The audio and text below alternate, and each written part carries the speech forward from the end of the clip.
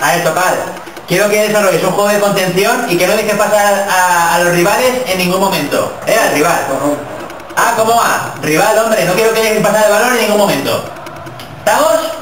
¿Cómo que vamos, hombre? ¿Cómo que vamos? A ver, Topal, ¿tú qué comes? ¿Qué va? Pero tú no estabas con lo del Rodaman,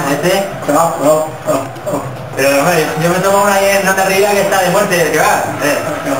¿Tú qué comes? ¿De pizza o durum? La majún. ¿Qué es la macún? Como durum. Ya, bueno, Topal, a calentar. Ahí. A ver, Topal. A ver si me entiendes. Tienen que hacer, tú, ¿sabes? Ahora, tú quiero que estés un poco más retrasado que maduro, ¿vale? ¿Cómo que A? He dicho E, no A. No A. Vamos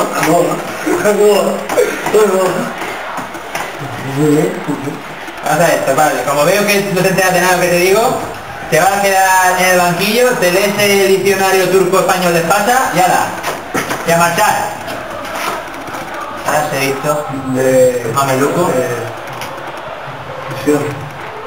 Oye, hombre, un poco más para allá y ahí. Venga.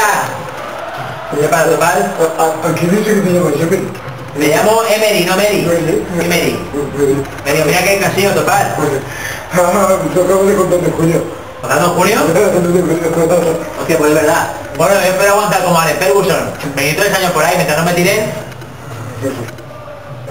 Tiene una silla para lo que te dice el coche. Ah, sí, Rondo, digo mucho Rondo. ¿Cómo? Llega Rondo. ¿Cómo que Rondo? Rondo, hombre, Rondo. Llegamos, tío. Este tío en vez de araña turca debería llamarse vaca turca porque pesa más que una de ellas en brazos. O sea que...